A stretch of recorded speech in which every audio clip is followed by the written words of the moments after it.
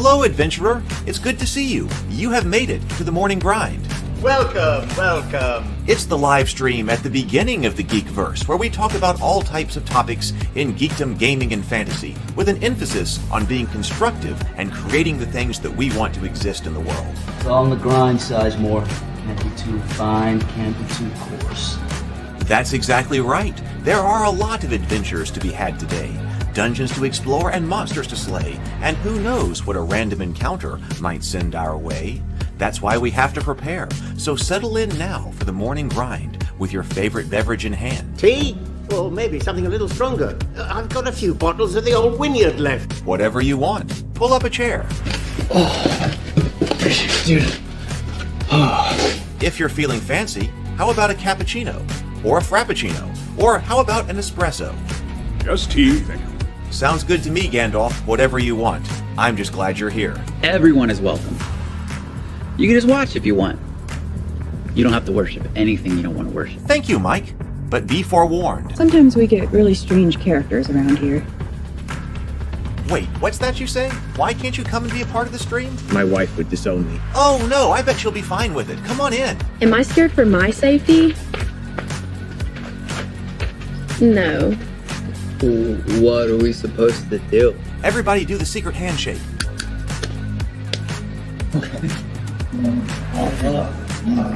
Secret cultist handshake. Oh, now do wizards who love each other.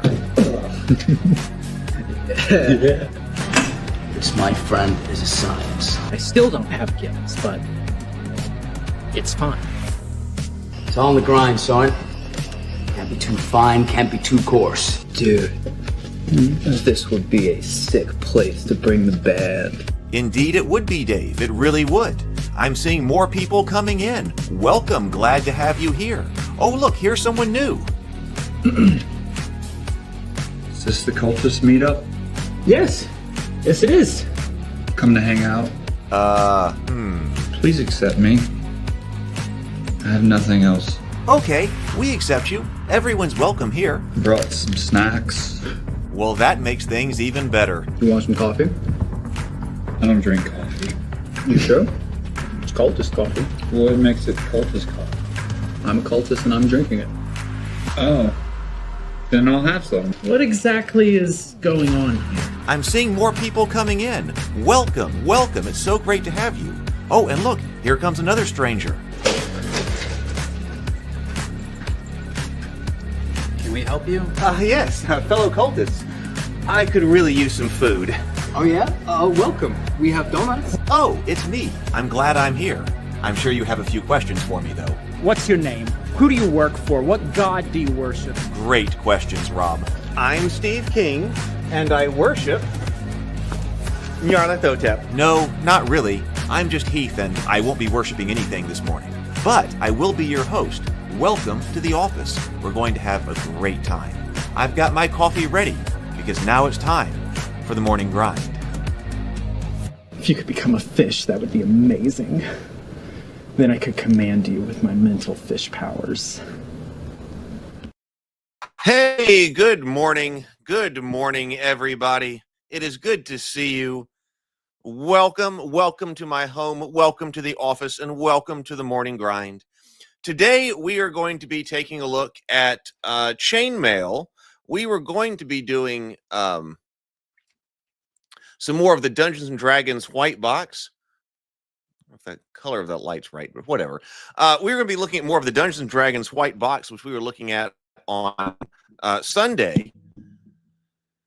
But what I didn't know when I got started with that was how important Chainmail is to the game. I knew that Dungeons & Dragons was based on Chainmail. That was kind of like its precursor.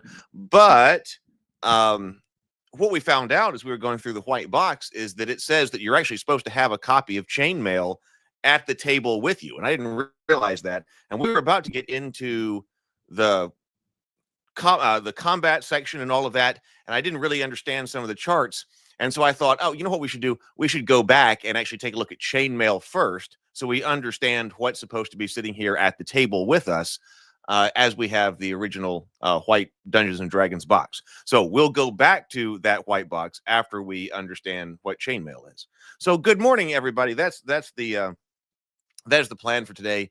And really, I have been letting myself be lazy this morning, and I'm basically going to let myself be lazy all day. I've got to clean house. I'm going to go Christmas shopping. I'm going to wrap Christmas gifts. I'm going to get some groceries to make some food for Christmas. Make sure that I'm bringing the drinks for Christmas. So I'm kind of chilling this morning and also this afternoon all day, working on Christmas stuff for the weekend. My Christmas starts on Saturday, so Christmas. And there were only a few. I think this was like the shortest amount of time that there can possibly be between Thanksgiving and Christmas, or something like that. If not the shortest, quite a bit. Christmas is coming; it's already about to be here, and then it'll be gone. So that's my plan for today. Let's see who we got here. We've got James Bacon. Good morning, James. We've got Michael Pastor here. I got my coffee this morning. Micah is here. Let's see. Dave, welcome, Dave. It was real rainy yesterday. It is cold and wet here. Good morning, BGD. Good morning, Joel. I am too. This has been a fantastic topic of conversation. Mike says, where did you steal the shopping cart from? I think he's talking about Steve for shooting season 2 of The Cultists. I didn't actually steal that shopping cart. I asked for it. I went down to the local Piggly Wiggly, and I had a sheet of paper where I wrote down what we were doing and my name and all of that. And I talked to the owner, and I said, "Hey, I'm shooting a web show in the park, which is not far away from them at all. Anyway, I mean, this is a small town." And so I said, "Could I please borrow a shopping cart, and I will be sure to bring it back." And so she let me. So that shopping cart was legitimately obtained. Hey, Brett. Well, Jason, lots of people this morning. Just everybody, lots of people this morning. Jason says, because nobody had chainmail, everyone used the alternative D20 system, but the chainmail system is way better.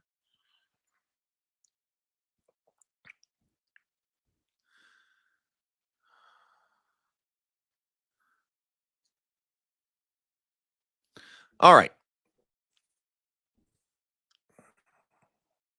Take that down. Okay, so there aren't really the announcements this morning. Like I said, I've been kind of chilling. I was talking to Retro Nerd Girl this morning. Retro Nerd Girl and I were talking strategy for next year.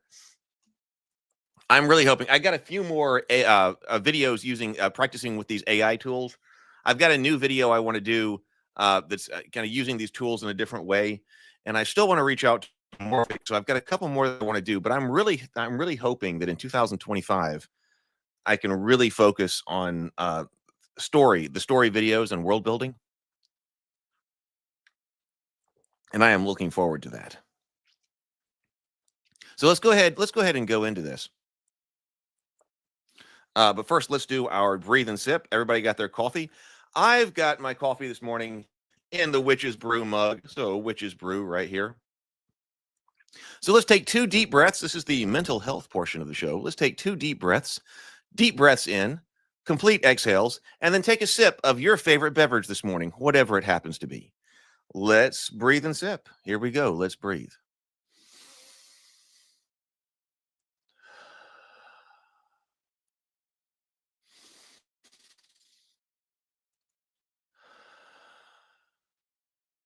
And sip.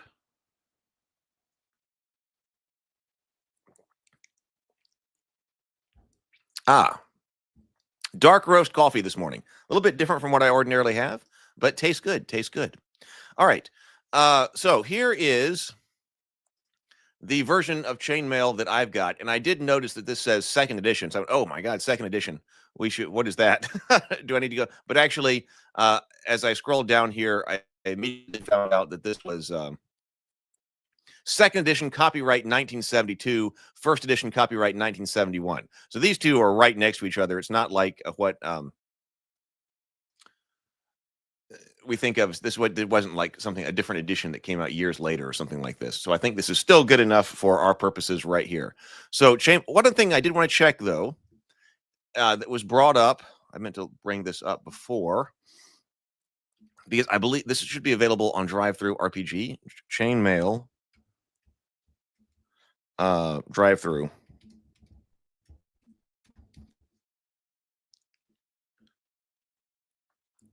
Yes. Okay, so you can get Chainmail. When actually that says 3rd edition right there. So that might be 3rd edition here. But I wanted to know if this one had the product disclaimer on it. Yes, this does.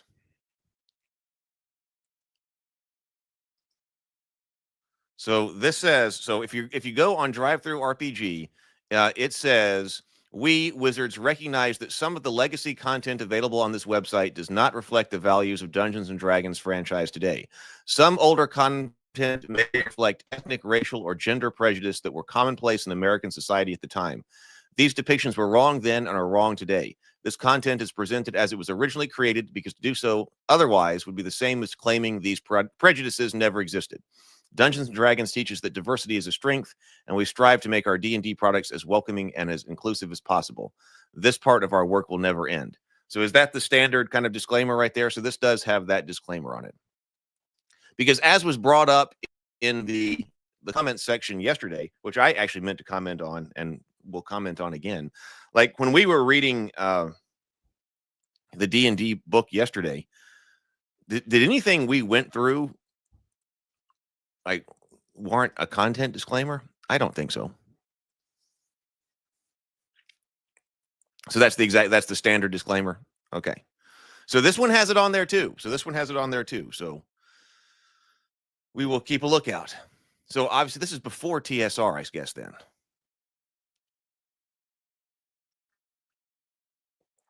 I think we should definitely do Geekverse meetups someplace. Like maybe one, I was thinking, I don't know if I'll be able to get to conventions this coming year again or not. But certainly if we do that, if we're all at a convention, we should definitely do that. So Gaiden games or Guiden games, I have not seen. I guess this is pre-TSR. Because I noticed this is written, so this says by Gary Gygax and Jeff Perrin. But I have not heard of Jeff Perrin. You talk about Gygax and Arneson with Dungeons and Dragons. So this is Gygax, but with Jeff Perrin.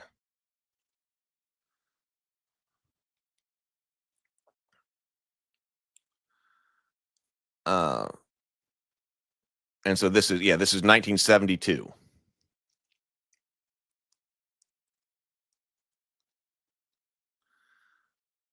Pictures of the battlefield.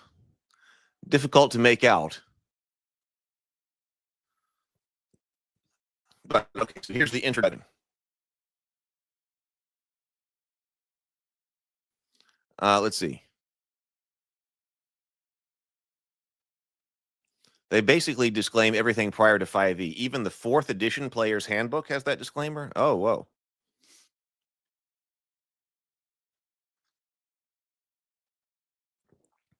I know, I can't help but think about this. BGD says, does it say this is not a satanic product? No souls were consumed in the creation of this work.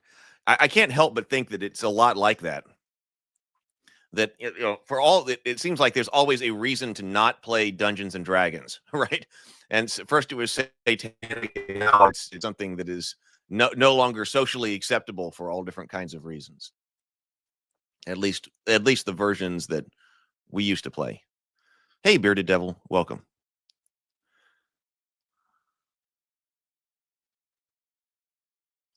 Okay, so all right, this says introduction. So all right, let's get our orientation going. Get ourselves oriented with the introduction to Chainmail. Games based on warfare have interested men for centuries. As such as games of checkers and chess prove. The latter games are nothing less than warfare of the period in which they were developed, abstracted and stylized for a play on a board. Chess is so abstracted that it's barely recognized as a war game. At the other end of the spectrum, as of much more modern invention, are military miniatures. By use of figures scaled down to an inch or two in size, the players more realistically simulate warfare and are not tied to a stylized board. Miniature warfare allows the combatants to have a never-ending variety of battles over varying terrain, even refighting historic actions involving tremendous armies. In order to play a war game, it is necessary to have rules, miniature figures and accompanying equipment, a playing area, and terrain to place it upon.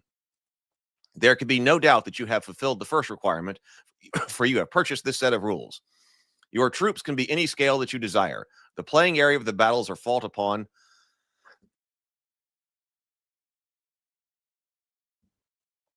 The playing area the battles are fought out upon should be a table rather than the floor. It can be a minimum of 4 foot to a maximum of 7 feet wide and should be at least 8 feet in length. These sizes will assure ample room for maneuver. There are several methods of depicting the terrain generally used for war games such as hills, woods, rivers, roads, etc.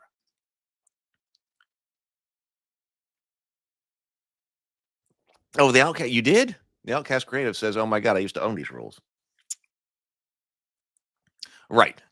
And it has that little pennant right next to it, right? And welcome, Aaron. Good to see you. I don't know if you've been in the chat before. If not, here's to you.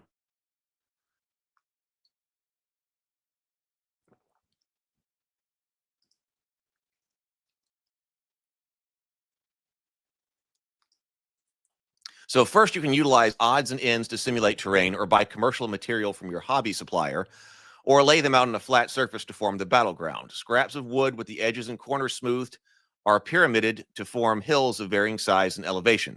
Twigs with pieces of green sponge and lichen stuck on it and set in clay serve as miniature trees. Rivers are drawn with blue chalk and made with strips of blue plastic or felt. Roads are represented much in the same way as rivers, only brown is used. With a little imagination, almost any kind of terrain can be constructed in a like manner. This does also harken back to, I mean, this is obviously not something that's intended to be extremely expensive, right? This is kind of like the opposite of modern, like Games Workshop wargaming.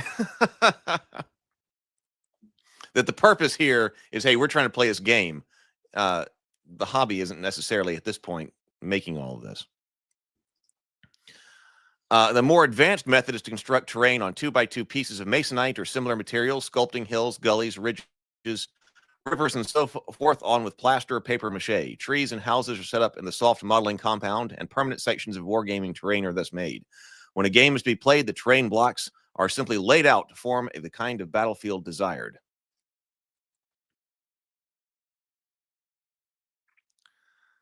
Let's see. A sand table is really nothing more than a flat table with a raised edge to allow the top to be covered with a few inches of sand. Of course, all that sand will weigh very much when wetted down to form terrain features, so the table must be a very sturdy construction and rest on a basement or garage floor. The sand table's greatest advantage is that it allows full reign to the player's desires for differing landscapes and provides the most realistic-looking battlefields for miniature warfare. I have never gamed on a sand table. Now the 2x2, like 2x2 sections, that's been done. I've done that. If you do a sand table, you could like, I'm sure someone's done this, but like have a sand table and then done like an airbrush. You could airbrush the sand table to be your streams and then your roads and things like that.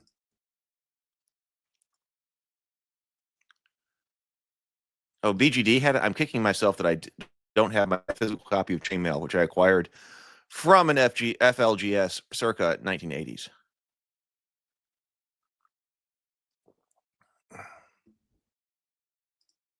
Yep, and the model, yeah, terrain came over from the model railroad world.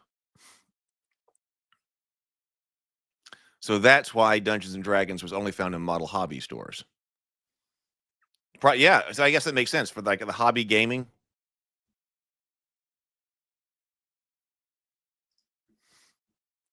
Finally, the most complicated form of war, a sand table, I just said that. The forces to be pitted against each other can be drawn from any historical account chosen by point value. So point value has been there a long time as well. Assigned by a third neutral party or worked out from a campaign situation where larger armies are moved on a map until hostile forces come into contact. The balance between the forces is something best determined by experience. However, troops armed with missile weapons are generally more powerful than troops that lack such weapons. Armored men are usually better than troops without protection, although they will move more slowly. Trained pikemen are more than a match for any but an army that has either equally armed fighters or numerous missile troops. A table of point values appears in these rules, and you will find it helpful in selecting balanced forces. Playing ability and terrain must be taken into consideration, however. If, for example, the better player is to receive a 300-point army, it might be wise to allow his opponent to select 50 additional points worth of troops in order to balance the game. Similarly, if one player decides that a kind of terrain the battlefield is to be composed of, or the historic terrain favors one side, the side with the terrain advantage should probably have a considerably weaker army. As the men are scaled down in size, so the field of combat. Therefore, a move of a few inches on the tabletop will represent a march of 10 times as many yards for our small campaigners. They move and they fight in miniature. The orders of their formation about, just as medieval military commanders did. The players order their formations about, just as medieval military commanders did, and much more efficiently in all likelihood for a number of rather obvious reasons.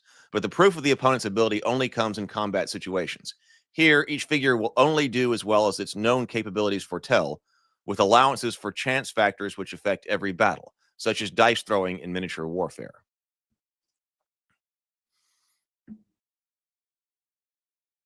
It was $55. I think I remember that. Mr. Rogers had an awesome sand table that he used.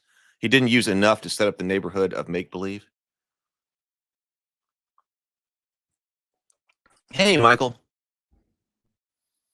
Michael Connor, good to see you this morning.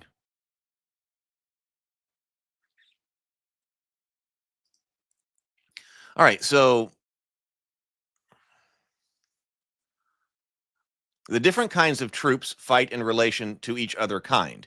Given normal probabilities, a body of horsemen will always defeat a like number of footmen, excluding piked armed troops. But a small chance the footmen will somehow triumph remains, and that chance is reflected in the combat tables employed.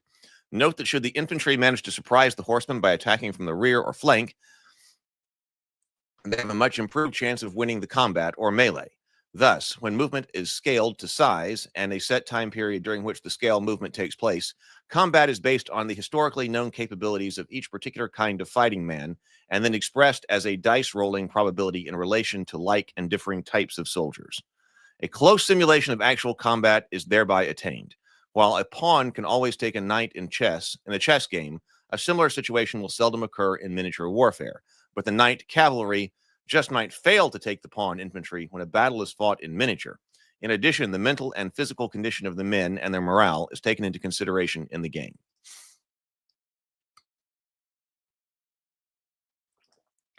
Finally, how is it determined when a battle is over and one side awarded the laurels of victory? As with all facets of miniature wargaming, it's up to the parties concerned. The game can continue until one side is reduced below a certain percentage of its original strength, 25%, 50%, 75%, or whatever. The battle can be continued until one opponent has driven his enemy completely off the battlefield. Or the players can assign set values to certain terrain features and troop types, keeping counts of gains and losses for a set number of turns, the winner being the side with the greatest number of accumulated points. If both opponents have a historical bent, they can refight the actual battle or even an entire campaign in a series of battles and adjudicate the end result based on what actually took place in the past.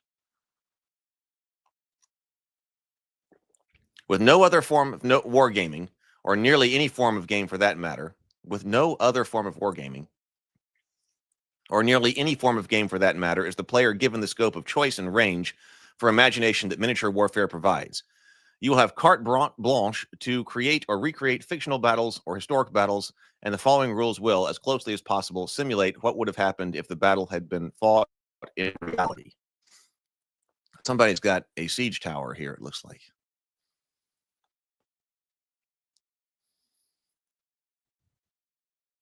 All right, that was the introduction.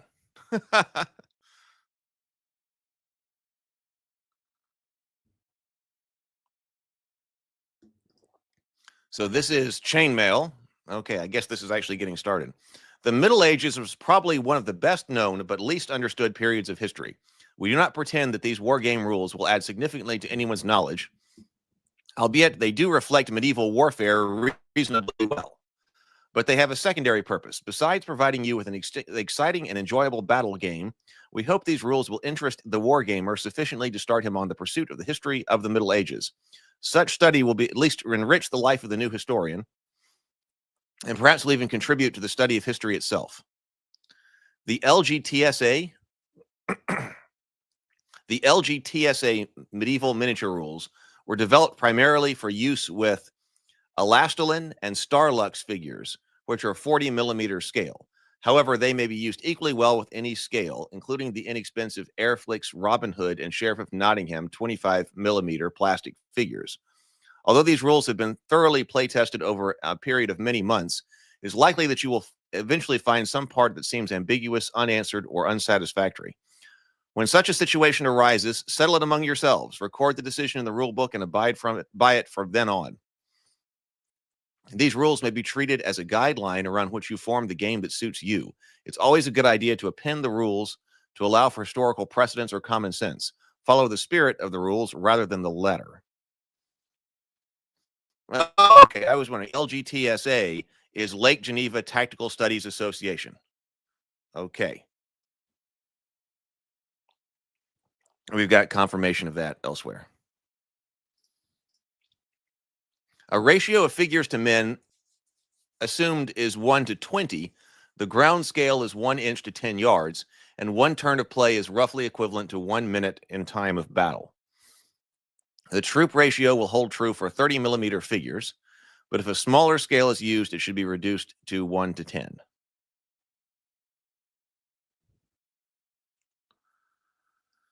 The turn sequence.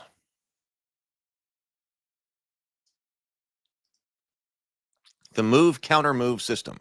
Both opponents roll a die. The side with the higher score has the choice of electing to move first or last counter-move. The side that has the first move moves its figures and makes any split moves and missile fire, taking any pass-through fire possible at the same time. 3. The side that has last move now moves its figures and makes any split moves and missile fire, taking any pass-through fire possible at the same time. Artillery fire is taken. 5. Missile fire is taken. 6. Melees are resolved. 7. Steps 1 through 6 are repeated throughout the remainder of the game. Okay, note, missile fire from split moving troops is considered to take effect immediately during the movement portion of the turn, and the same is true of pass-through fire. We're going to need some more information on that. All other fire, both artillery and missile, is considered to simultaneously take effect just prior to melee resolution. The simultaneous movement system. 1, so wait, is these 2 different ways to go? Oh, yeah, this is 2 different systems. The move-counter-move system, and then the simultaneous movement system.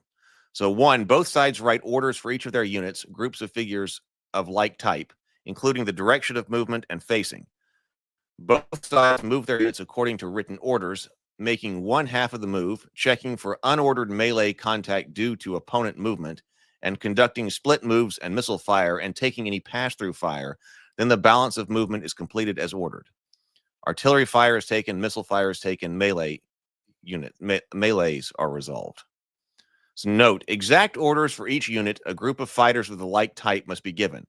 Cavalry may be given the order to charge if charged, CIC, countercharge, either on their own behalf or in support of any nearby friendly unit. Such CIC movement begins at the 1/2 move and only half of a normal charge, i.e. a unit of medium horse CIC to support a unit of archers would move up to 12 inches during the second half of the turn. What a rule book here. Oh, Jason says horse archers fire in the middle of their move as split move fire, for example. So split moving troops, that would be like horse archers. Morale checks are not indicated in either of the 2 systems if movement as morale checks can occur during the fire and or melee portions of any given turn, depending on the circumstances. However, morale checks must be made during whatever segment of the turn the rules require.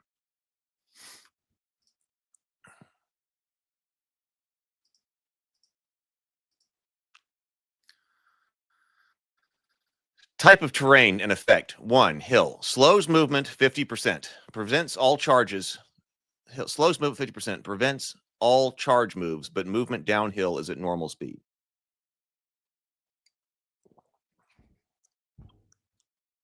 Wooded as hill with the additional penalty of permitting the movement of formed or preventing the movement of formed bodies of troops. Marshy as hill with the additional penalty of preventing the entrance of Heavy equipment, catapults, and guns. Rough prevents all charge moves. Ditch and rampart as hill. Rivers and streams treated individually as to fordability, penalty for crossing, and so on. A typical stream would require 6 inches to cross and prevent charge moves, while a typical river would require troops to halt before and after crossing and cost an entire move to cross.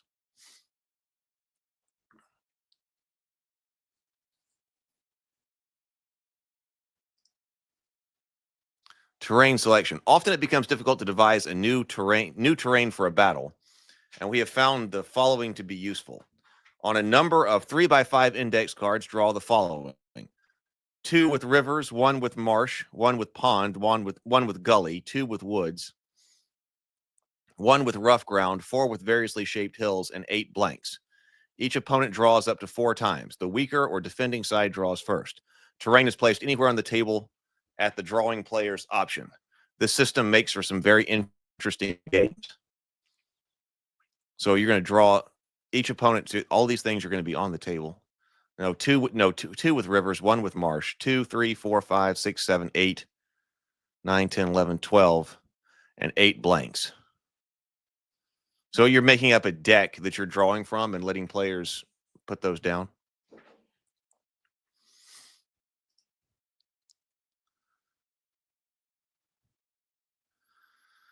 Movement in inches.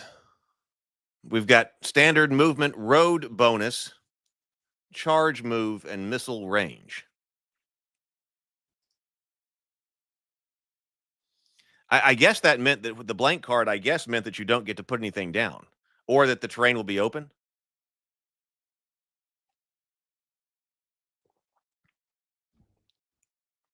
Yeah, that's what I thought. Jason says, you each pick 4 out of 20, 8 total used, but defender draws and places first. Blank is clear terrain.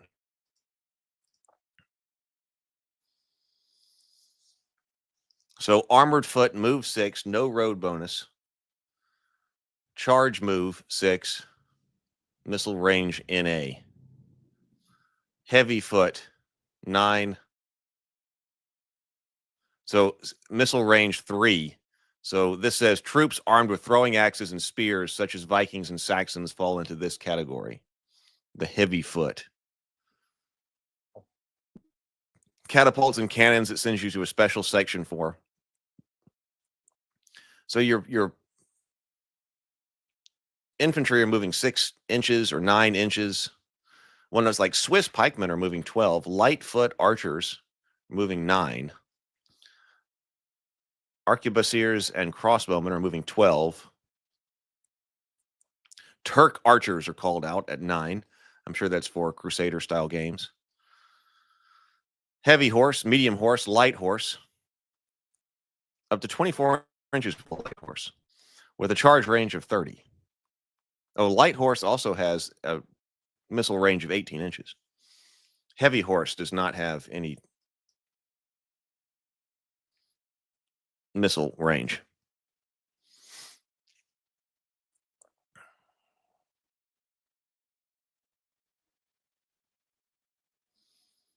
Yeah, so you get to decide specifically what is open. So you can put a clear in front of your hill. Okay, so you do get that. Isn't like, oh, so you don't get to put anything. You get to actually specify some area of the table that's clear. Pikemen are way overpowered. Okay, the Landsnatch. The Lanskesnatch. They're sure I'm saying that. Not exactly right. Or Swiss pikemen. They move 12. They have a charge range of 15. Okay, movement, formation, and facing. Units must pay a movement penalty in order to change their formation and or facing. Column to line, 1 move. Line to column, 1 move. Column to square, 1 move. Foot only. Line to square, 2 moves. Units caught in melee during formation change are considered flanked. Facing oblique, 1/4 move. Left or right, half a move. About face, 1 move. Double all penalties for poorly trained troops. Half for Swiss and horse.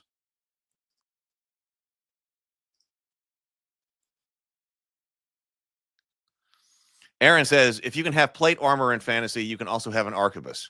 Change my mind.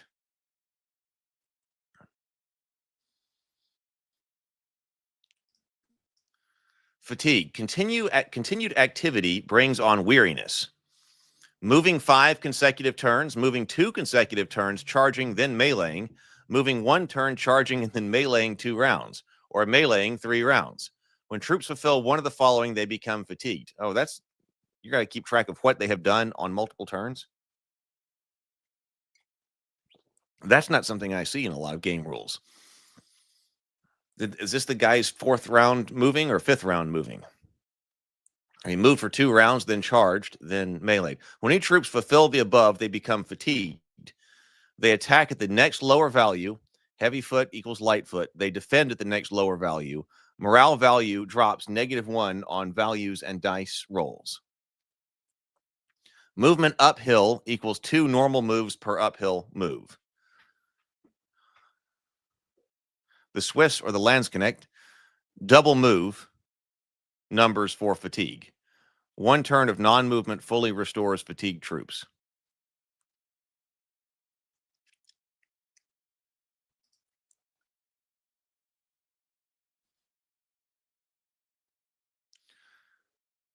I have been thinking a lot about the Swiss Guard lately because I want to use them in a story.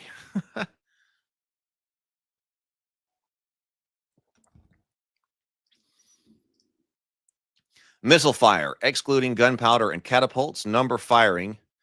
Okay, so here it just kind of throws this in here. So, okay, so missile fire. Number firing, I guess that's the number of miniatures firing. Target die. Unarmored.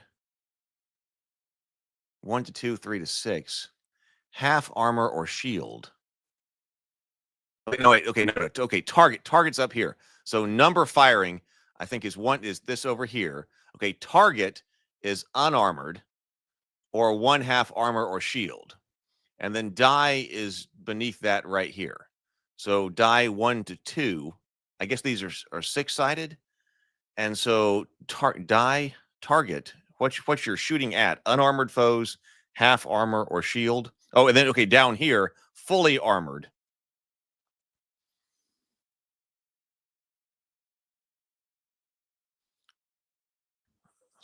Okay, so Jason says this number of the chart is the figures removed. The number in the chart is the figures removed. Number on the left is figured firing. 1, 2, 3 to 6 is die roll. Roll only once for the whole shot. Okay, so we're rolling a d6. So if I've got 4 archers, I'm on this line. My target is unarmored. And if I roll a die and I roll a 1 or a 2, I'm removing 1 enemy model, 1 enemy figure. If I'm rolling a 3 to 6, I'm removing 2.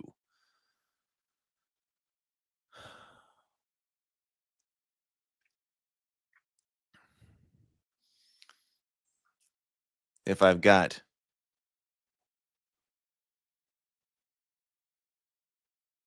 we'll put number firing 4 to 8, 9 to 12, 13 to 16.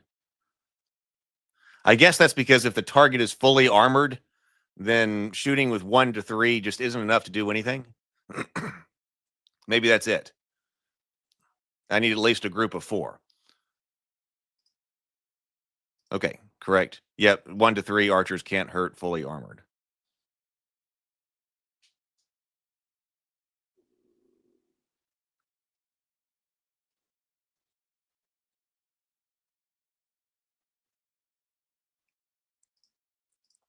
Okay, groups of missile troops, which are larger than the maximum number shown on the table, must be into 2 or more equal groups so as not to exceed the maximum. Groups not exceeding the maximum which are firing at the same target may not be divided into smaller groups. Rate of fire. Crossbowmen, archers, and longbowmen may fire every turn. If archers or longbowmen do not move and are not meleeed at the end of the turn, they may fire twice. If archers or longbowmen do not move or melee at the end of the turn, they may fire twice. If crossbowmen, archers, or longbowmen are moved up to 1/2 of their normal movement, excluding charging, they may fire once. And if they are moved over 1/2 of their normal movement. They may fire once only if they beat their opponent's die roll. Which die roll? Heavy crossbowmen fire every other turn.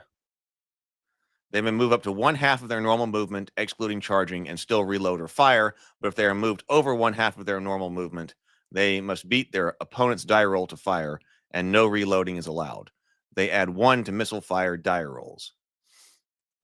Now, here is split, move, and fire, and pass through fire.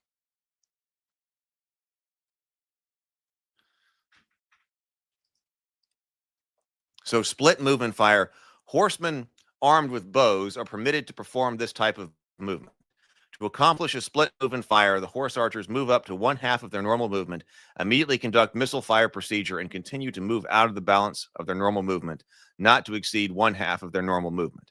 The horse archers may be fired upon by opponent missile troops during their firing pause. Pass-through fire. Stationary missile troops may elect to give pass-through fire to an enemy unit which are within their missile range at the half-move proportion of their turn. This would include any enemy troops split moving, passing by, or charging the missile troops. I didn't get that. Stationary missile troops may elect to give pass-through fire to any enemy units that are within their missile range at the half-move proportion of their turn. Oh, okay. So this is somebody else passing through their field of fire. I was trying to think of like troops passing through one another, like moving through one another. But I think this is what this is talking about is if you have stationary missile troops, that's why you checked. So it did say something about stopping to check like at half movement or something like that. And somebody moves halfway inside, or someone moves inside their field of fire at their half point move. These stationary troops can fire upon them. Yeah, passing through their range. Yep.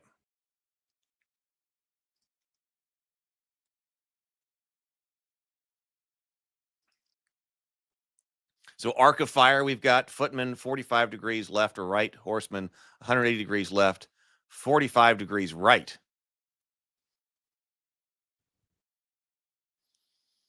Number of ranks permitted to fire. 2 ranks of missile troops permitted to fire, provided the first rank are missile troops.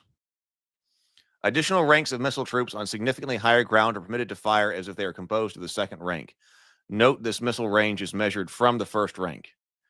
Indirect fire. Archers and longbowmen, but not crossbowmen of any type, may fire over the heads of intervening troops, friendly or enemy, provided they are more than 3 inches of distance. Indirect fire reduces the range of the weapon firing by 1/3. Indirect fire automatically classifies the target in the next higher armor category. Unarmored targets become half armor or shield, and fully armored targets now become arrow-proof.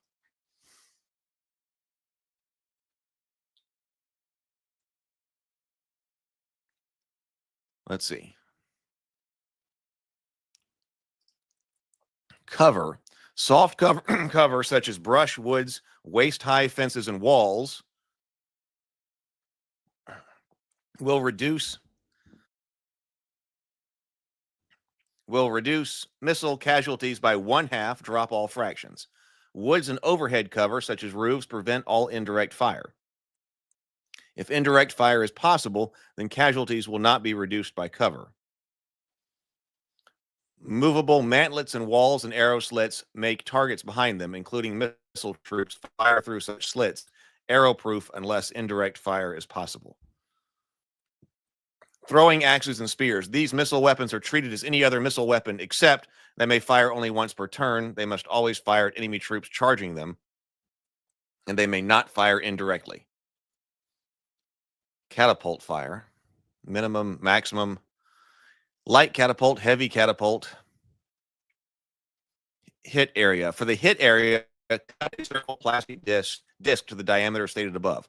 All figures wholly or partially under the circular hit area are killed. Oh, for the effect of the catapult hits on siege pieces, see sieges. So all for the hit area, cut a plastic circular disc. Everybody under that is dead.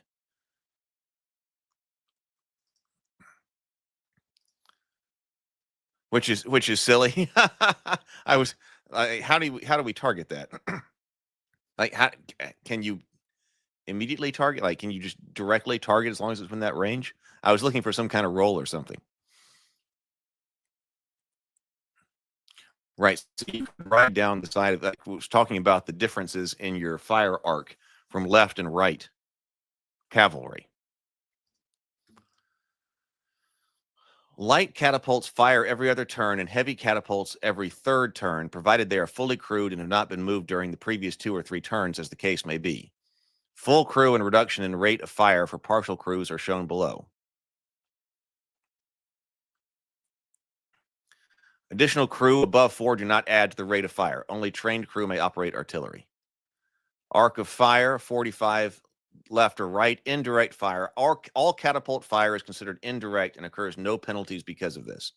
Cover. Any substantial overhead cover negates the effect of catapult fire. Method of fire. The player firing the catapult, okay, here we go, must call the range by stating the distance in inches he is firing and how far left or right the missile is to fall, subject to the 45-degree arc of limitation. A triangulation is then made, with the missile falling along the long side of the triangle at the number of inches called. So, for example, so you actually call this out. The player, so you call out, like, so he's calling out firing 28 inches long, 8 inches right. Missile hit falls at 28 inches along the long side, and missile hit area falls at 28 inches along the long side of the triangle. And then you put that disc there and everything underneath is killed. So you're actually calling that out. How about that? Huh? Hey, RPG Exile.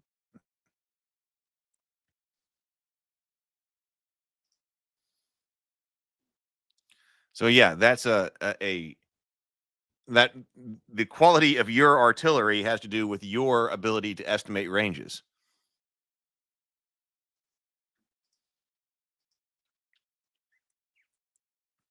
Fire optional. Roll 2 different colored dice. One color is for an overshoot and the other is for an undershoot. You decide which number to use and you take the highest of the two. Take the highest of the two. Misses in inches shown by dice spots. If they tie, the rock land at the specified range. This method is simple but effective. So there is the possible using undershooting or overshooting with range, using dice there. Jason says there was a 1930s naval mini system that used this as its only fire resolution mechanic. Aaron says, got a side job installing carpet and flooring and you'll dominate.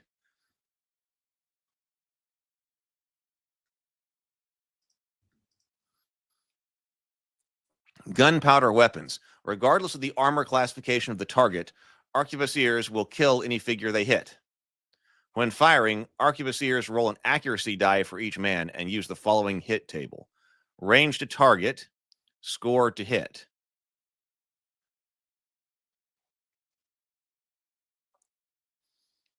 Rate of fire, treat as heavy crossbowman. Arc of fire, treat as normal for missile-armed footmen.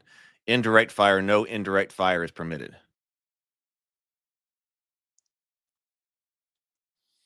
So gunpowder weapons, those are rough.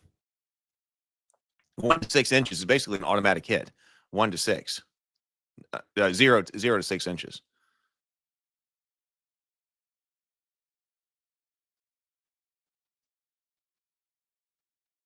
Yeah, this is for each man.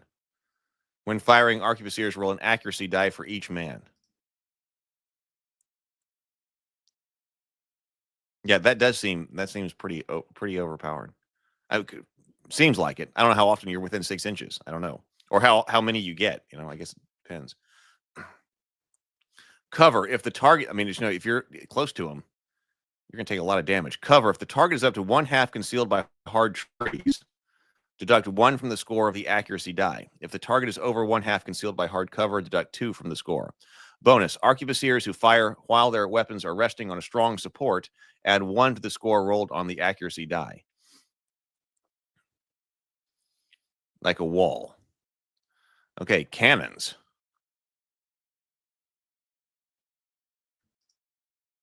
3 classifications of cannons are considered. They are light field guns, 30 inches of range, heavy field guns, 36 inches of range, and bombards at 42 inches of range. Bombards only used in sieges.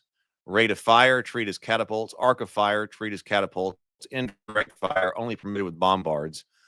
Cover, cannon fire into woods is not permitted. For the effective cannon fire on specific targets of wood or stone, see sieges. Method of fire. Fire is in a straight line to a target specified by the player firing. Exception, bombard. See below. A wooden dowel is placed at the muzzle of the cannon, and a 6-inch variation measure is placed at the other end of it, the target end. At this time, a wooden dowel is placed at the muzzle of the cannon, and a 6-inch variation measure is placed at the other end of it, the target end. At this time, the end must pass directly over, rest on, or point to the specified target.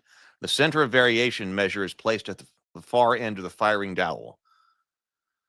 This variation measure is marked off in 1/2-inch segments and numbered from 1 to 6 as illustrated below. 1, 2, 3, 4, 5, 6. A die rolled by the player firing the cannon. A die is rolled by the player firing the cannon, and the end of the dowel is then moved to the number on the variation measure, which corresponds to the number rolled on the die. This procedure represents the variation in cannonballs, irregular gun barrels, and windage. The dowel. The length of the firing dowel will correspond to the maximum range of the cannon that it represents. Each is colored alternatively black and white to represent the flight and bounces of a cannonball. Before placing the dowel, the player firing must state whether or not he is firing short, white, or long black at the target. All figures that are touched by the named color on the dowel are eliminated. The color sections of the dowel, reading from muzzle to roll, are... Okay, we may need an explanation of this one, too.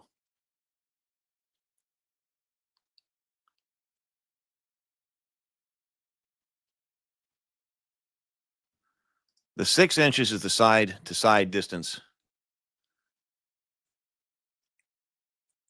Covered, swept. Basically, 3 to 4, you hit what you're aiming at.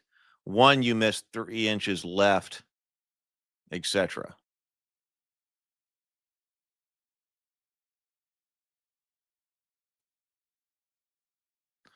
Okay, so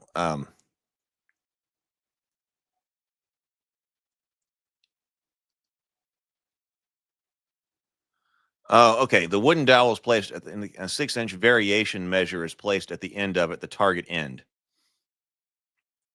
Okay, so the variation stick is at a perpendicular to your wooden dowel.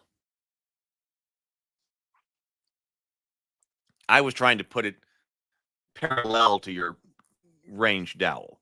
So if it's perpendicular to it, that makes sense. So that's what you're saying. Basically, you hit 3 or 4, you hit what you aim at. 1, you miss 3 inches left. Yeah, so this right here is perpendicular to your ranged dowel. Center of the variation measure is placed at the far end of the firing dowel. The center of the variation measure is placed at the far end of the firing dowel. Okay, gotcha. It's modeling bounces. You're bowling anything that the ball is right below head height. You hit. Yeah, as the cannonballs skip.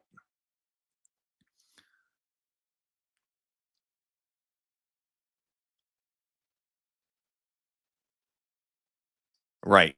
So you place the variation check misses right, but then after the accuracy roll, you have the range dowel only, and that's what you're touching. You've got this range dowel, right? The dowel, the length of the firing dowel will correspond to the maximum range of the cannon it represents.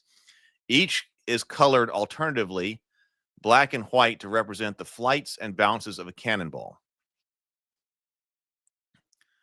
Before placing the dowel, the player firing must state whether he's firing short, white, or long black at the target. All figures that are touched by the named color on the dowel are... I mean, that's interesting. I think we could write this in a more clear fashion. But that is interesting. how we're alternating this black and white. All figures touched by the named color on the dowel are eliminated. The color sections of the dowel reading from the muzzle to roll are, oh, here we are. If you've got a range of 30 inches, I guess is the diameter of your dowel, 5/8, 3/4, and 1 inch. And this isn't a kind of resolution system I've seen in more modern stuff. So for the range of 30 inches, you've got a 5/8 inch diameter, and the first 16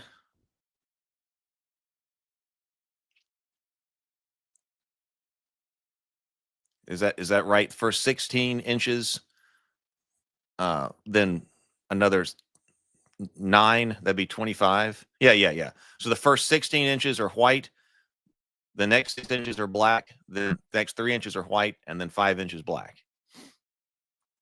And that's as long as it goes. At 36, you're firing a 34 inch, a 3/4 inch dowel.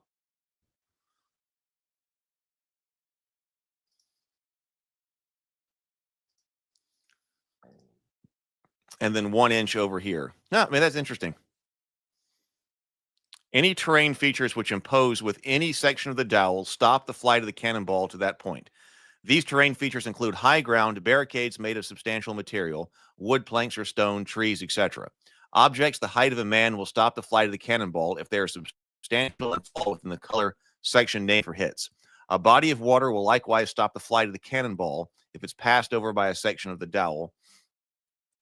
A body of water will likewise stop the flight of the cannonball if it's passed over by a section of the dowel color named for hits, other than the first such colored section, which represents the cannonball in level flight, not bouncing. Example of fire. A player decides to fire a heavy field gun at the exact center of an advancing enemy pike square. The target is close, so the player calls white. He places the dowel, lays out the variation measure at its end, and rolls a die. The number rolled is 4, so the shot goes straight. The target is 26 distance and 8 inches deep. So the full 3 inches of the second white section and the full 1 inch of the third section fall upon it.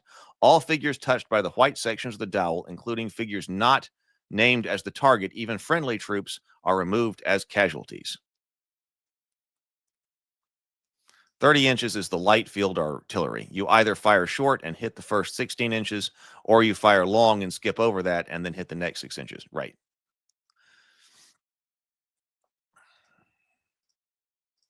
It reminds in playing Battle Masters. I'd like to get another copy of Battle Masters sometimes. I remember the Great Cannon was using the bouncing artillery hits. Okay, well that's a fascinating resolution system. That's not something that's come over to D&D, although I don't see cannons a lot in D&D anymore. So melees. Melee casualties will be determined by rolling certain numbers of dice and evaluating the scores of combatants from each side on the tactical tables herein. Examples of troop classifications are light foot, heavy foot, armored foot, light horse, medium horse, heavy horse. Light horse, things like Magyars, Mongols, Saracens, Turks, and Hobilars. Armored foot are things like dismounted knights, sergeants, Italian city levies, and commodorati.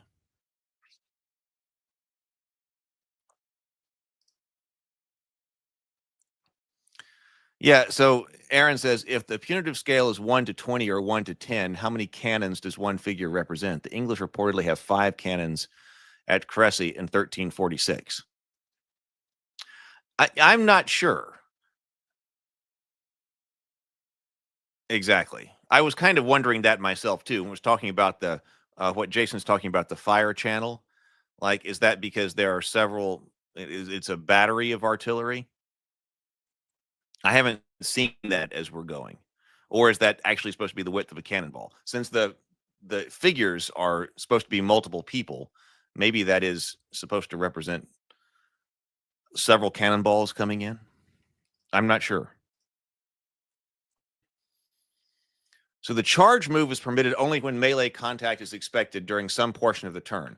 When a unit moves a charge move, it must move at normal speed on the following turn. Cavalry charges must be in a relatively straight line up to a maximum of 45-degree curve is allowable. Victorious charging units must continue to move out the balance of their charge move in the direction first indicated, providing they attained victory before melee or during the first round of melee. Missile troops interspaced with other footmen forming a defensive line may refuse combat and move back 3 inches out of melee range. However, if other footmen are meleeed or killed or driven away, the missile troops must fight if the attacker is able to continue his charge move.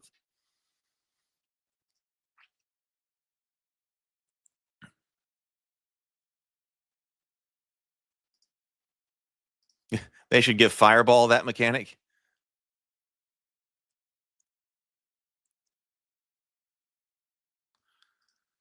Calling distances and direction was a thing in multiple 40K and Fantasy Warhammer editions. I don't remember ever calling a distance in the version of Warhammer Fantasy Battles that I played. So maybe before that.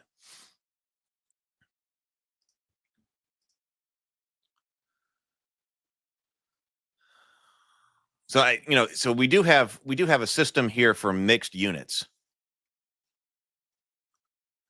Melee resolution. After both players have rolled the number of dice allotted to them for meleeing troops at the combat tables, casualties are removed, and morale for different opponents is checked. Post-melee morale.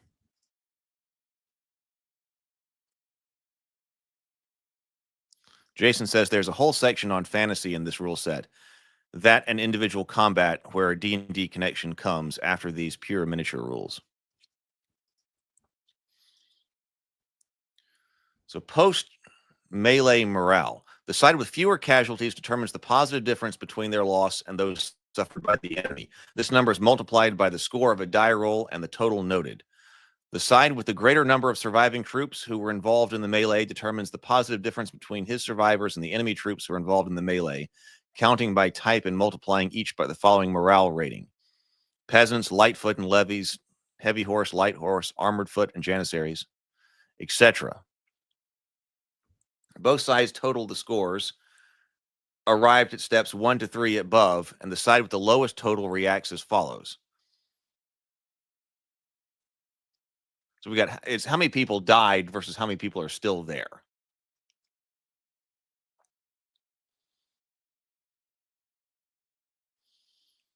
And you've got a die roll that determines is a factor in the side with the fewer casualties, or the casualty calculation. The quality of your troops are a factor in the other calculation.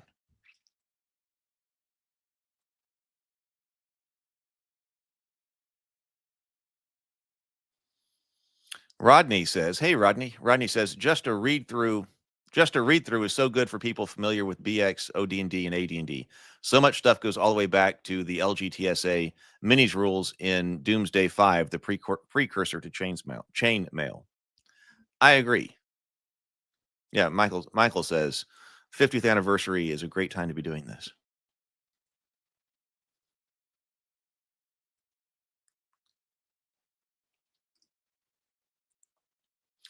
Let's see. Okay, so what can happen? 1 to 19 difference melee continues. 20 to 39, back 1/2 move, good order. I like rules for good order, disorder, that kind of thing. Back 1 move, good order. Difference, retreat 1.5 move. Retreat is done immediately, backs to enemy. Rout is done immediately, backs to enemy. Retreat 1/2 move. Difference, rout. 100 difference, surrender. So for melees involving less than 20 troops per side, double all totals. Example, 10 heavy horse attack 20 heavy foot. Kill 8 and lose 2 of their own number. The heavy horse scores 6 times a die roll for greater kills, 8 minus 2 or 6. Assume a die roll of 3 times 6 totals 18. To this, the heavy horse adds a morale rating of 9 times their survivors. We got 10 heavy horse attacks 20 heavy foot. To this, the heavy horse adds a morale rating of 9 times their 8 survivors, or 72. The entire scoring for the heavy horse is 18 for greater kills in melee, plus 72 morale rating. Oh, did I misunderstand this? No, the side with the greater number of surviving troops who were involved in the melee determines the positive difference between his survivors and enemy troops who were involved in the melee. Wait, so we're counting the heavy horse on both of these. The entire scoring for the heavy horse is 18 for greater kills in melee, plus 72 morale rating, total 90. The heavy foot have more survivors, so they score 4, 12 minus 8, plus morale rating of 5 multiplied by their survivors equals 60. The entire scoring for the heavy foot is 4 for 4 survivors more than the opponents, plus 60, morale rating total 64. Thus, although the heavy horse won the melee, having 26 more points than the foot scored, the infantry are only forced to fall back 1/2 move in good order. That's a lot of calculation.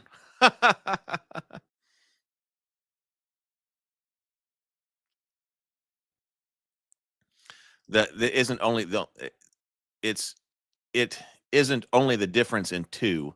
The rules above are unclear. Oh, imagine that. The example is correct.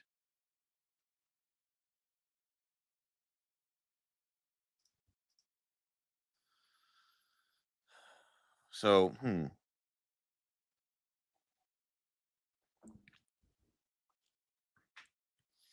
mean, it has to account for having a larger block of troops there. Even if you took more casualties, the fact that you've got more present there still remaining has got to matter, which I think is what this is taking into account. Flank attack. Units attacking from the flank are at the next higher class. Heavy foot equals armored foot, and heavy horse is +1 to each die. Rear attacks. Units which attack from the rear deliver casualties without receiving any in return. In addition, such troops receive the bonus stated above for flank attack. Retreat and rout. Troops forced back in retreat or rout with backs to the enemy must remain unmoved on the following turn while they rally. If they are attacked while rallying, a die must be rolled in order to determine if they manage to quickly rally or continue to retreat or rout. If they fail to rally when attacked, casualties are suffered by them, while the enemy takes none in return. The attacker only rolls on the combat tables. A score of 1 to 2 is required to rally when attacked.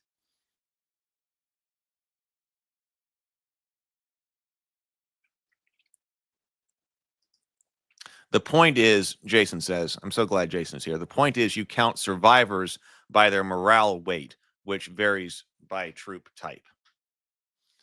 Yes. Okay. So not only does it matter that I got a whole block of some type of infantry here, and they're attacking with less cavalry, but each troop type, each one of those troops is weighted by their morale type when they are counted as survivors.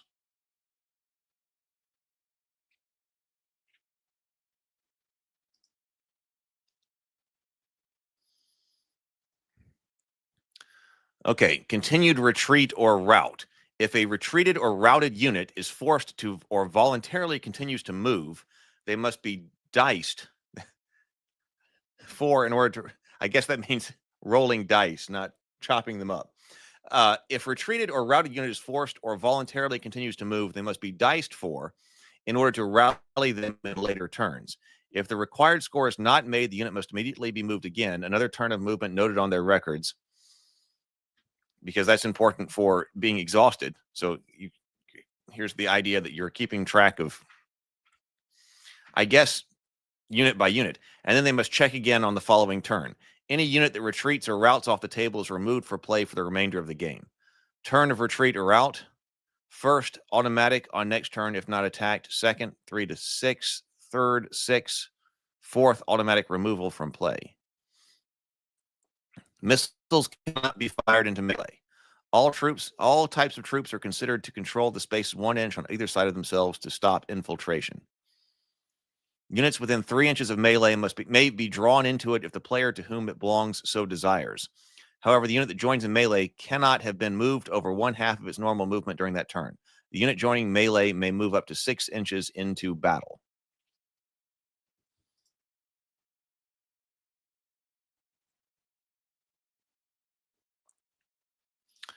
Melee optionals for added realism. We haven't actually seen the melee tables yet, have we?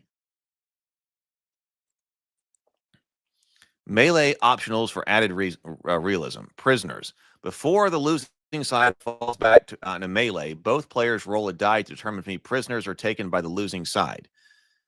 Or from the losing side. If the loser is retreating or routing back to his unit, automatically loses either one prisoner retreat or two prisoners, regardless of the further outcome of the dice score.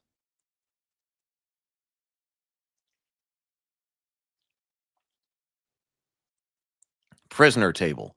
If the winner was foot and the loser was horse, number of prisoners taken, positive difference used. Both players roll a die to determine if any prisoners are taken from the losing side.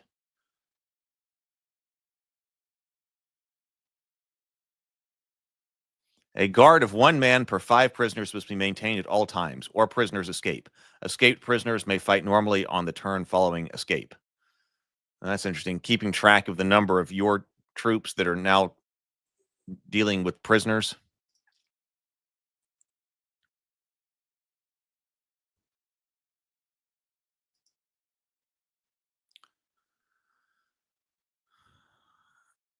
Impetus bonus.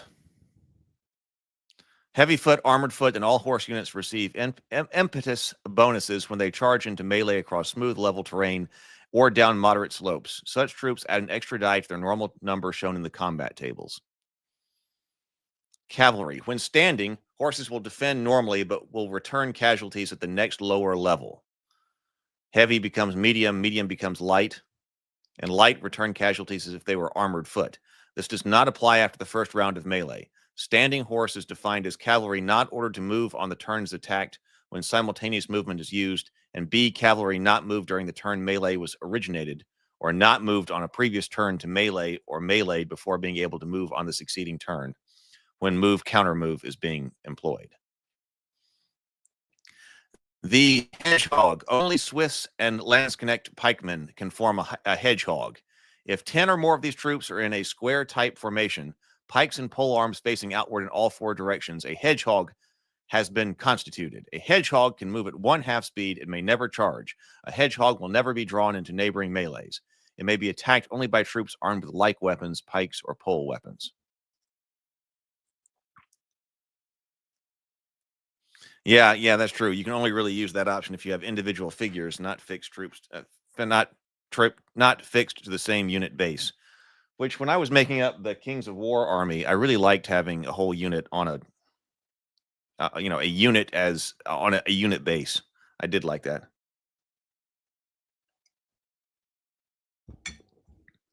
Yeah, I did see that. I think I skipped by it. It said Swiss, Landsknecht, and Turks will take no prisoners, count prisoners as additional kills. Because it does seem like this is well, you're tracking. It does seem like that you're expected to have individual figures here to remove casualties from, because we're talking about the number of figures to be taken off. So it does seem like the assumption here is that you're not on unit basing.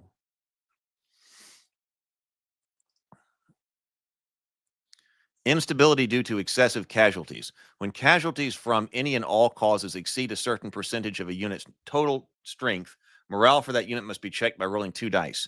If the loss is brought below the set percentage by missile fire, the unit must be checked before the melee portion of the turn.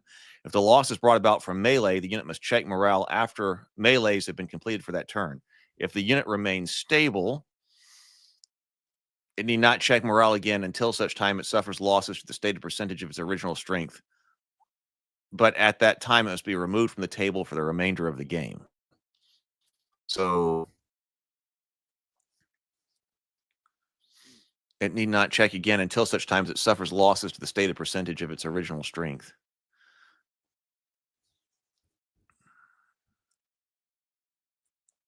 A unit that fails to make the required score to remain in battle is removed from play immediately unless no route or retreat is open to it. Surrounded units that fail morale checks are assumed to immediately surrender. Hey, PH.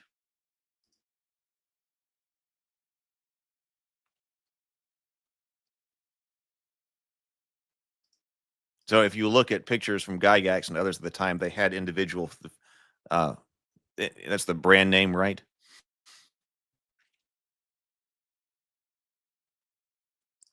Well, that's what I was trying to figure that too. And they need not check morale again until such time as it suffers losses to the stated percentage of its original strength again. Yeah, that's probably so.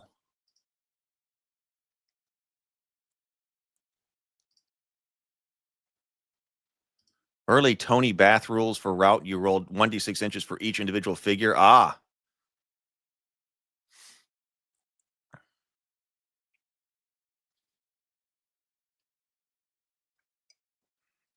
There are certain advantages to unit basing, though. But other advantages to having all the single figures.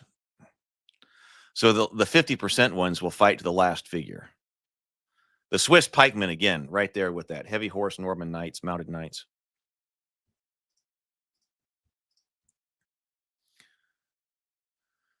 The Swiss pike charge, because of the reputation and ferocity of these troops, they are really big on the Swiss pike here and the halberdiers. So because of the reputation and ferocity of these troops, an enemy charged by Swiss or Landsknecht pikemen, other than like troops, must roll 2 dice and consult the loss table, just as if they have suffered excess casualties. However, the unit being attacked fails to score high enough, it is not removed from play. Rather, it retreats 1.5 moves back to the enemy and must rally. If they are followed up by pikemen before the rally, the unit is totally eliminated. Note, the charging pike formation must be eligible to receive mass shot dice, at least 10 figures in a 5x2 formation in order to force the enemy units to test morale. Cavalry charge. In order to withstand a charge by mounted men, the defending unit must check morale. Fear of the charge was usually more dangerous than the impact of the cavalry. Units that fail to score the required total will retreat 1.5 moves back to the enemy and must rally. If both units are charging, both must check morale, adding 1 to the dice scores of foot and 2 if they are horse. Defending unit. Peasants all the way through heavy horse. Attacking unit is light, medium, or heavy. The Swiss, armed with pikes or pole arms facing the enemy, automatically stand any charge. Units charged from the flank deduct 1 from the dice score. Units charged from the rear deduct 2.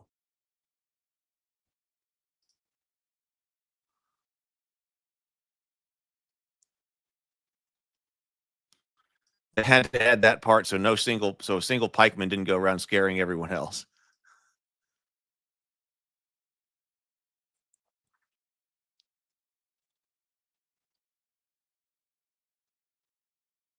Yeah, yeah.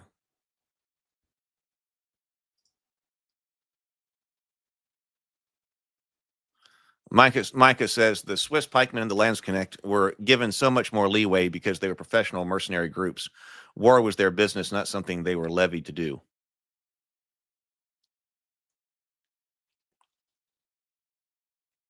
Aaron says, I guess the implication is that an Italian wars type army, gendarmes, pike, arquebus, cannon will outperform an earlier style army like you'd see at the bovines. Well, I guess we'll go into this on Sundays. So I guess we'll have to continue this series. I thought this was a much shorter rule book than it is. So we still need to get to some of the D&D types. So I guess that'll be on Sunday. We're going to go a little bit more here. But yeah, thank you so much for being here, Jason. Hope to see you Sunday. Says historical characteristics optional. Organization. Historically, units of differing types were not mixed until the emergence of pike and shot during the Renaissance. Barbarian types, such as the Vikings, were somewhat of an exception, for their bands contained a sprinkling of archers. Although light horse may be brigaded with medium or heavy, or medium with heavy, other types of troops cannot be intermixed, and even different types of like units of troops should not be joined. Units that become intermixed in a melee will require 1 full turn to separate and reorganize. Units reorganizing are considered to be the same as the units forced to retreat for the purposes of melee. Knights. Feudal knights were ill-disciplined and generally refused to take orders from anyone, even their liege lord. However, they were exceptionally brave. Whenever knights come within charging distance of an enemy, they will charge regardless of any order, unless a 6 is rolled on an obedience die. And regardless of any such roll, they can see other friendly troops moving forward the enemy. And regardless of any such roll, if they can see other friendly troops moving toward the enemy or attacking, they will charge or move towards the enemy if unable to charge. If more than one type of enemy troops are within charging distance, the order of precedence the knights will follow is interesting. Other knights, then any other mounted troops, baggage or missile troops firing upon them, armored foot, missile-armed troops, artillery or siege equipment, heavy foot, light foot, and then pike-armed troops. Yeah, I've really been enjoying this series. Peasants, often dragged into battle, these unwilling warriors were usually very unreliable and poor fighters in the bargain. In a melee, they will fight as light foot, but the problem is to get them to fight. Usually the poor peasants stood around until the knights decided the battle, and the peasants on the losing side were then cheerfully butchered by the winners. 2 dice must be rolled for every peasant unit before they will do anything. To move, score 7 or better. And then I guess this is to attack other peasants and so forth. Peasants that fail to attack must stand unmoved. If they fail to defend, they are treated as if they have lost a melee and have routed. Well, you are welcome. Thank you, GMDM. Yeah, we're going to go for probably about 10 more minutes. Then we will pick up here on Sunday. Levies. These units were local citizenry, watch, militia, and the like, who were occasionally drilled and called to arms in times of trouble.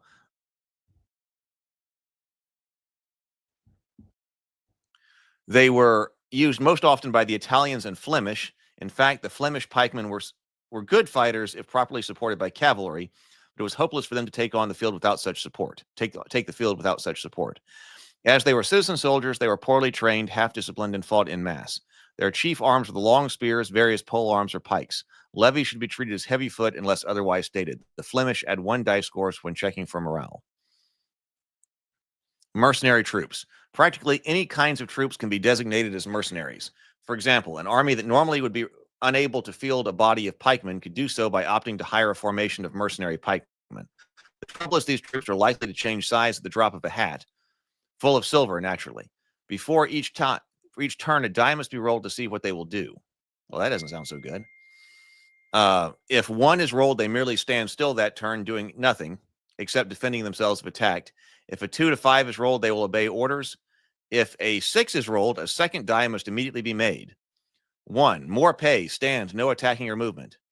2 to 3, march off board. Things aren't going well at home, they say. 4 to 5, bribed. March to join the enemy. As soon as they reach the enemy lines, they may turn and attack you. 6, carry out orders normally for the next 3 moves. No die check is required during that time. You're really a winning personality. Huh. Once engaged in melee, it is not necessary to check mercenaries until after the melee is concluded. So they can prevaricate during the battle, potentially several times. English longbowmen. These troops carried long stakes, which they would firmly set into the ground once they had taken up position in order to inhibit or prevent cavalry attacks. Longbowmen in position for 2 complete turns are therefore considered to have planted their stakes. Any cavalry attacking them from the front must roll a die for each figure in its rank, 4 to 6 indicating the horse is impaled and the rider slain. Scottish infantrymen were armed with exceptionally long spears, almost pikes, that could form mass circles. Schiltrons, which in most respects are treated as Swiss Landsknecht pike formations. The primary difference in the Scottish formation is that it is unable to move. Cavalry armed with lances may attack at even odds. This requires the same amount of time to form as a column. Saracens. All Saracen footmen are light troops, and a high percentage are armed with short bows, 15-inch range. Saracen cavalry are predominantly light, but their elite units are medium. They will take no prisoners from religious orders of knighthood, the Templars and the Hospitallers.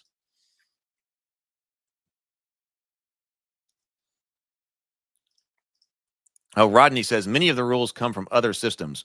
Mercs came from Charles Wessoncraft's exact same rules in the British Pub Wargamers newsletter. Don Featherstone, editor.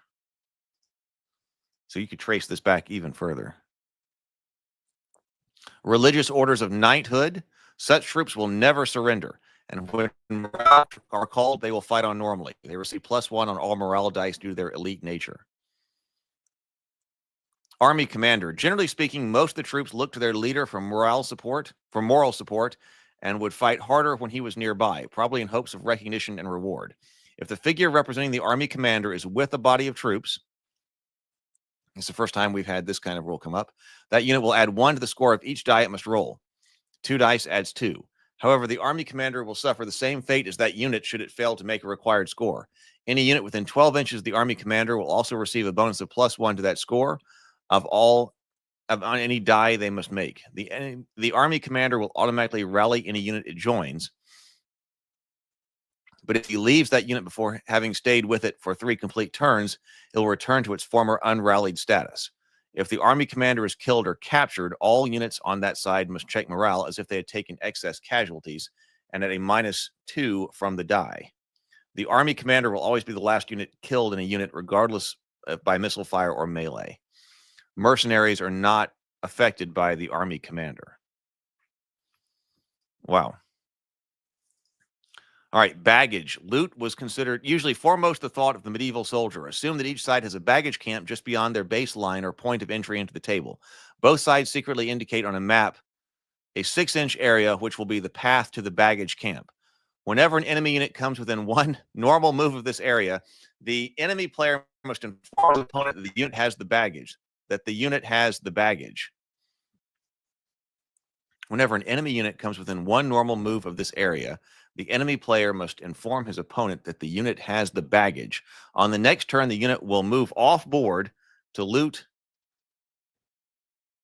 or the unit sees the baggage. On the next turn, the unit will move off board to loot, prevented from doing so by enemy troops, either attacking it or unless on the next turn, the unit will move off the board to loot, unless prevented from doing so by enemy troops, either by attacking or blocking its path. When an enemy is looting the baggage, all friendly units within a normal move of the path to the baggage camp will also move off board to prevent the pillage. All such units, friendly and enemy, remain out of play for the remainder of the game, unless a separate action is fought involving them. In the latter case, survivors may return to the original game. Of course, baggage can be brought on board. Well, that's an interesting rule.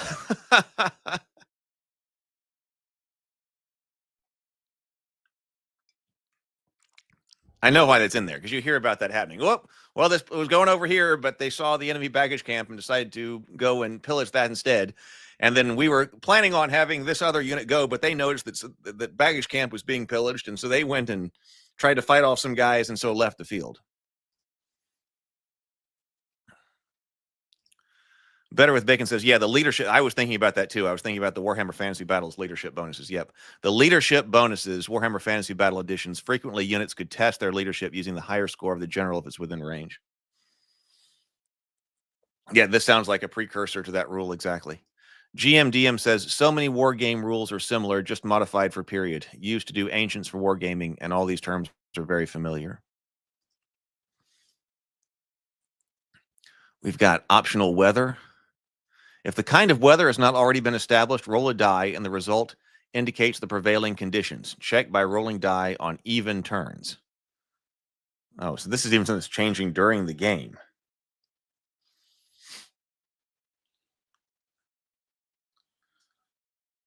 Cloudy, rain, hard rain.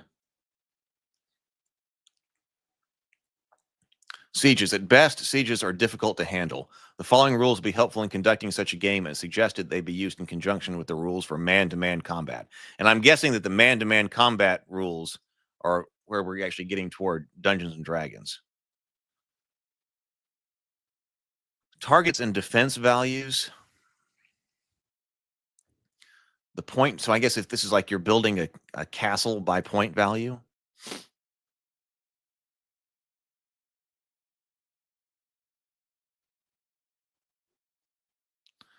As is observable from the above. Oh, no, this is like point value. It says each type of weapon destroys a certain number of defense points, and as soon as all defense is gone, the target is destroyed. No. So a bastion or round tower has between 40 and 60. That's basically its hit points. That's what it's saying. Gatehouses 30 to 45. Wooden structures and palisades 5 to 15. Cannons and large catapults 5. Small catapults and movable mantlets is 3. That's why I was like, what's this -6? So this is how many points it's taking away.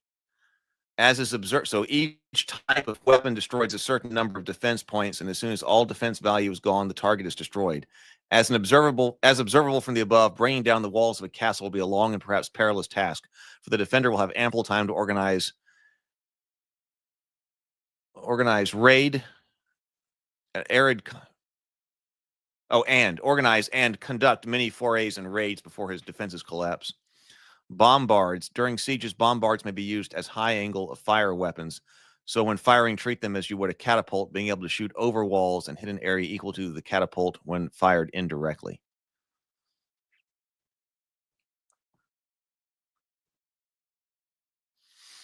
Oh, let's go to man-to-man combat. I got other things to do today, but I said I was kind of taking today easy. I bet man-to-man combat is kind of where our D&D stuff has started. So let's go ahead and finish siege stuff right here. I don't know how much we need to look at it anyway. Siege towers and covered rams.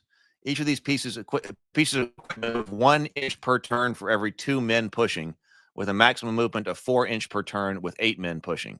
Such equipment can be moved across ditches or moats, or cannot be moved across ditches or moats unless they have been filled in.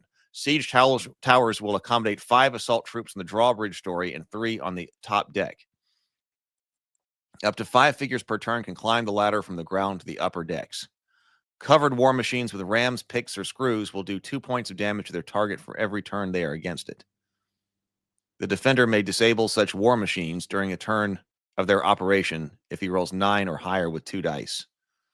Mantlets can be moved 3 inches per turn for every man pushing, with a maximum move of 6 with 2 men pushing. Each movable mantlet will provide full cover for up to 3 footmen.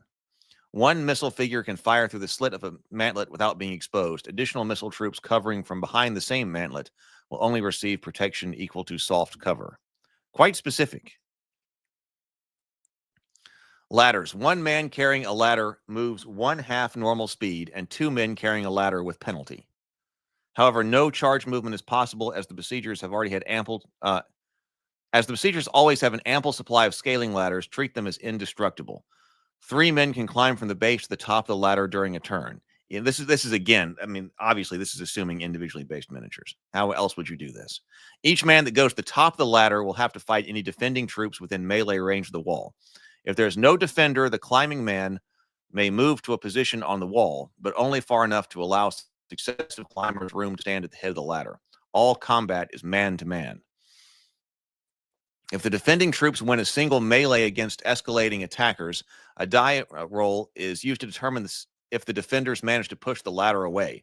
A die roll of 5 to 6 and succeeds in pushing off the ladder. The second man climbing is considered killed, and the third man stunned for 1 turn. See man-to-man combat.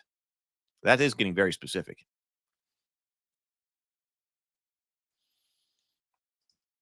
Micah says a lot pulls back to the first war game in concept, Kriegspiel, just like tabletop RPGs pull back to D&D and Ornstein primarily. Boiling oil. Have some nice hot oil, said the smiling sergeant. When poured from atop a castle wall, flaming oil will sweep a 2-inch path downward, killing all figures within it. And at the base of the wall, the flaming oil will form a puddle 4 inches wide and 3 inches deep, which will also kill all figures in the area. It will burn for 3 turns, preventing any troops from entering the area it lies on. Any wooden structure struck by flaming oil will begin to burn immediately. Exception, ladders and peak-roofed dams, and will be abandoned next turn. Therefore, the wood structure will burn for 5. Thereafter, the wooden structure will burn for 5 turns, and then is removed from play as completely destroyed. Rocks. One of the most effective and easiest defenses against escalating attackers was large, weighty pieces of rocks or stone dropped from above into the heads of the besiegers. A rock dropped down a ladder will kill the first climber and the second or third men on the ladder must roll a die to see if they survive. 1 to 3 saving the second, and 1 to 5 saving the third. When thrown down on top of siege equipment and war machines, rocks do 1 point of damage. Note, men active on the castle wall can at best claim the protection of soft cover from missiles being fired at them from outside the walls. Can at best claim soft cover, men active on the castle wall. Mines and countermining. These operations are only possible to conduct on paper. A third party is necessary to act as judge of the various attempts at mining the walls or countermining to prevent them. The attacking player must designate certain numbers of his troops as sappers or miners. When the defender will always know where these men are located. While the defender will always know where these men are located, he will not know if they are actually at work on a mine or merely serving to decoy his counter efforts from a real attempt elsewhere. As battle progresses on the tabletop, the paper operations should keep pace. Allow the attackers to actually attempt 2 or 3 mines, while allowing the defender only 1 or 2 counters to them. If counter mines are all near to the attacker's mines, say about 6 to 12 inches, the mining attempt fails and all attacking miners are killed. If a mine succeeds, a 6-inch wide breach is created wherever the mine strikes the wall. Whenever the walls of a castle are destroyed by artillery, war machines, or mines, a breach is caused. Troops may move through the breach at rough terrain speed.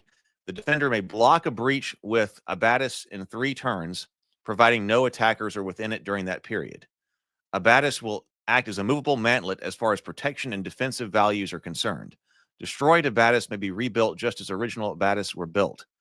Attackers may tear down these in 3 uninterrupted turns, but if they are attacked or killed before destroying the abatis, they are considered to have done no damage to it. Okay. Yes. Mike M says a third party, the master of the game, is necessary. Okay. Well, all right. I'm exhausted. All right. So we do have something about man-to-man combat. Oh, man-to-man combat next, and then the fantasy supplement. So, okay. So on Sunday, we will get into what it says. We'll start at man-to-man combat and then move into fantasy and see where we are, which is probably something about, well, probably more relevant to our study of D&D. But nonetheless, this is interesting because I want to know exactly where this came from because it said this was supposed to be on the table. All right. Is there anything we need to talk about? I'm going to go get ready for Christmas. Clean the house, wrap Christmas presents, buy some more Christmas presents, everything else. So, all right, everybody, have a wonderful day. Thank you so much for being here. And also thank you to everybody who is watching on replay. I do, if there are comments or things like that you want to add, I do read all the comments that I get on the replays as well and respond when necessary. So it's been great having everybody. Yes, Jason was absolutely the MVP of the conversation. I will see everybody back here. See, today's Wednesday. I will see everybody back here on this channel Sunday at 9:30 a.m. Central, and we will continue taking a look at the chainmail rules. Love to have you there. Later, everybody.